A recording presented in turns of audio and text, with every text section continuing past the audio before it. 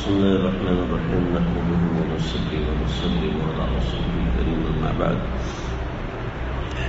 آج رمضان المبارک کا 9واں روزہ ہے. تقریباً عشرہ رحمت جو پہلا عشرہ ہے وہ مکمل ہونے والا ہے.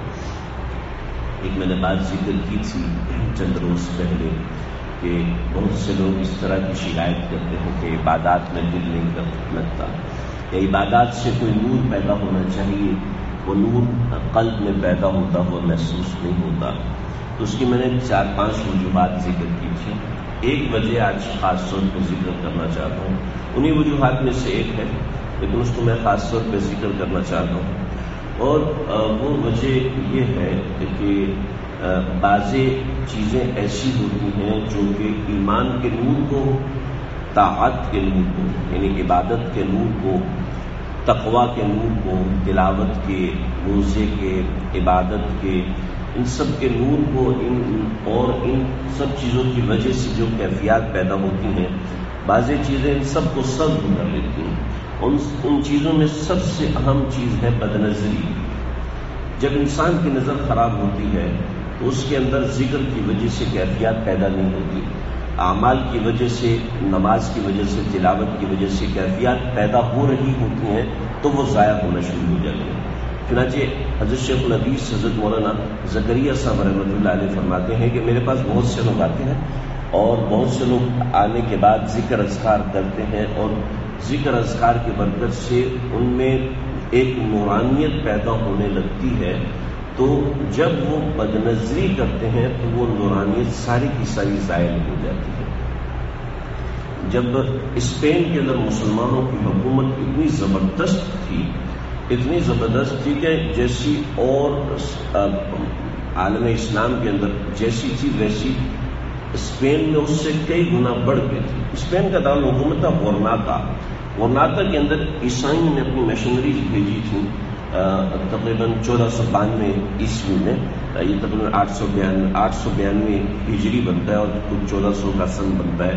تو انہوں نے اپنی جب مشنریز بھیجی تو مشنریز ساحل سمندر سے اتری. انہوں نے ایک بچے کو دیکھا، 11-12 سال کا بچہ، وہ تیر لے کے ساحل سمندر پہ بیٹھا ہوا تھا. بیٹا تم کیا کر رہے ہو یہاں پر؟ کہنے لگا جی اصل میں نا میں پرندوں کا شکار کرتا ہوں لیکن میرا جی اکتا چکا ہے پرندوں کا شکار کرنے سے، اب میں تیر کمان سے مچھلیوں کا شکار کرتا ہوں. تو وہ بڑے حیران ہوئے کہ ان کے جب چھوٹے چھوٹے بچے وہ مچھلی کا شکار تیر کے ذریعے سے کر رہے ہیں تو اس کا نشانہ ہوا میں اور سامنے لوگوں میں کیسا ہوگا. اتنے جانباز اور مضبوط قسم کے لوگ ہیں، ان کو تو شکست دینا ممکن نہیں کہ ان کے چھوٹے بچے کا نشانہ پانی کے اندر خطا نہیں ہوتا، لیکن پانی میں چیز آ کے کمزور پڑ جاتی ہے.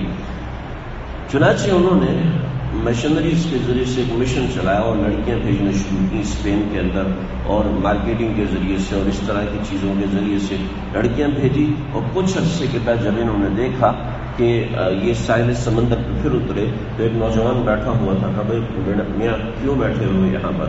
کہنے لگے بات یہ ہے کہ میری معشوقہ مجھ سے ناراض ہو گئی ہے تو دل بہلانے کے لیے سمندر پہ آیا ہوں. کہنے لگے ہاں اب ٹھیک ہے، اب ان پہ حملہ کرو.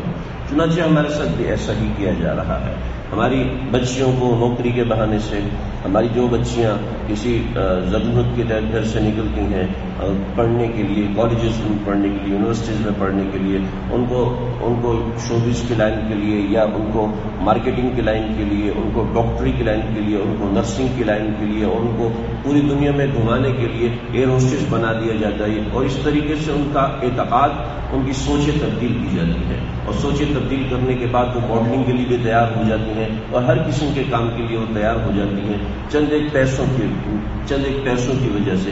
یہ گھر میں بیٹھے ہمیں کچھ نہیں مل رہا اور گھر سے باہر نکلے کو 90,000 1 لاکھ روپے ایک مہینے کے اندر ہمیں مل رہا ہے. تو اب یہ ہوتا ہے کہ جب خواتین گھر سے اس طریقے سے باہر نکلیں گی کہ وہ بل بورڈ کی زینت بن رہی ہے اس طرح کی، تو بدنظری کا ایک کانسیپٹ ختم ہو جاتا ہے کہ یہ بھی کوئی گناہ ہے. چنانچہ ڈرامے دیکھنا کوئی گناہ سمجھتا ہی نہیں ہے، فلم دیکھنا کوئی گناہ سمجھتا ہی نہیں ہے. انجوائے کرنا ہے تو وہ گانے سنتا ہے، وقت پاس کرنا ہے تو وہ سٹوریز دیکھتا ہے، یا اس کے ذریعے سے ہماری نوجوان نسل کے اندر سے ایمان کو نکالا جا رہا ہے. یہ ایسی میں نہیں کہہ رہا ہوں، روایت حدیث میں ہے شام کے اندر مسلمان آئے اور شام کے اندر مسلمان آئے تو یہ ٹرک استعمال کیا. بڑی طویل حدیث ہے. ایسی بنی اسرائیل کو حضرت یسع علیہ السلام کی حضرت یوشع علیہ السلام کی سرکردگی میں بنی اسرائیل نے جب قوم جبارین پہ حملہ کیا تھا تو قوم جبارین نے یہ ٹرک استعمال کی کہ اپنی لڑکیوں کو مارکیٹنگ کے لیے ان کے اندر بھیج دیا اور پھر ایک شخص نے جب گناہ کر لیا تو گناہ کرنے کی وجہ سے حضرت یوشع علیہ السلام جیسے پیغمبر قوم کے ساتھ تھے لیکن لشکر کو واپس آنا پڑا کہ مسلمانوں کے اندر جب اس طرح کی چیزیں پھیل جائیں کہ مسلمان جو ہے وہ دلدادہ ہے انڈین ڈراموں کے، مسلمان دلدادہ ہے موویز کے، فلموں کے، وہ مسلمان کے اندر ایمان کا جذبہ کیسے پیدا ہوگا؟ اس کے اندر قرآن کیسے آگ لگائے گا اللہ کی محبت کی؟ ذکر اللہ کیسے آگ لگائے گا اللہ کی محبت کی؟ اور جبکہ اس نے سارا اپنے اندر ایمان کے نور کو ضائع کر دیا. ایندھن ہی نہیں ہے، گیس کی لائن کٹی ہوئی ہے، آپ کتنے بھی بڑے لائٹر سے جلائے آگ نہیں جل سکتی. تو یہ ایک ایسا مرض ہے جس مرض کو گناہ ہی نہیں سمجھا جاتا.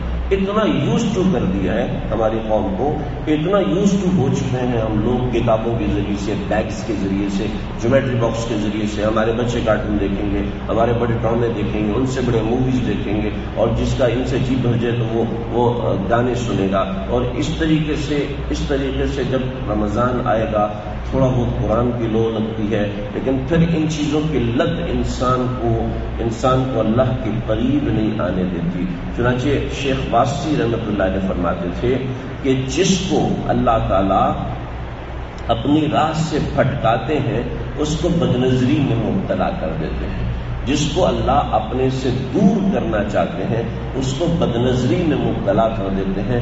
چنانچہ وہ ان چیزوں میں لگ جاتا ہے اور اللہ سے دور ہو جاتا ہے. اور یہی فرماتے ہیں کہ جو شخص بدنظری کا عادی ہوتا ہے شیطان کو اس سے بڑی امید رہتی ہے، اور امید رہتا ہے یہ اپنا بندہ ہے، یہ کہیں بھی چلا جائے، جماعت میں چلا جائے، خانقاہ میں چلا جائے، مدرسے میں چلا جائے، جہاد میں چلا جائے، اور عالم بن جائے، مفتی بن جائے، کچھ بھی، یہ اپنا بندہ ہے. اس سے ہمیں امید رہے گی کہ جب تک وہ بدنظری کرتا رہتا ہے اور جب اس کی نظر محفوظ ہوتی ہے.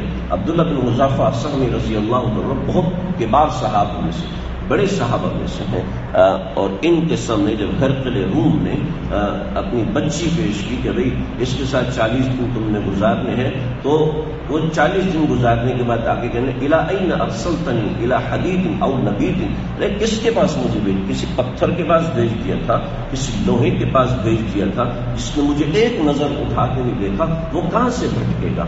تو یہ بہت بڑا مضمون ہے. لیکن میں مختصر اتنا عرض کر رہا ہوں کہ اپنی نظروں کی حفاظت ہو. جب نظر کی حفاظت ہوتی ہے تو روزے کا نور بھی محفوظ ہوتا ہے، تقویٰ کا نور، اعمال کے اندر خوشبو بھی محسوس ہوتی ہے، اعمال کے اندر چاشنی بھی محسوس ہوتی ہے جب انسان کے اندر تقوی کا نور پیدا ہوتا ہے. اور اس کی سب سے اہم چیز جو آج کل ہے وہ ہے نظر کی حفاظت. سب سے اہم میں نہیں کہتا، غلطی سے نکل گیا، یعنی بہت اہم اشیاء میں سے ایک چیز ہے کہ اپنی نظر کی حفاظت کی جائے. یہ بہت ہی اہم اور ضرورت ہے اس وقت کی، خاص طور پہ ہمارے نوجوان جن کا آنا جانا زیادہ تر کالجوں میں، یونیورسٹیز میں یا آفیسز میں ہے کہ اس میں زیادہ عورتیں، خواتین ساتھ ہوتی ہیں اور اس طرح کا معاملہ ہوتا ہے، تو وہاں نظر کی حفاظت نہایت ضروری ہے. عام طور پہ یہ ہوتا ہے کہ نظر بدنظری اسے کہتے ہیں کہ گندی نیت سے کسی کو دیکھنا. لیکن عام طور پہ آج کے زمانے میں ایسا ہے کہ اعتقاد اور سوچیں کمزور ہیں. انسان جب پہلے دیکھتے ہیں تو گندی نیت نہیں ہوتی، لیکن بعد میں وہ نیت گندا ہونا شروع ہو جاتی ہے کہ شیطان اس کے اندر زہر ملانا شروع کرتا ہے.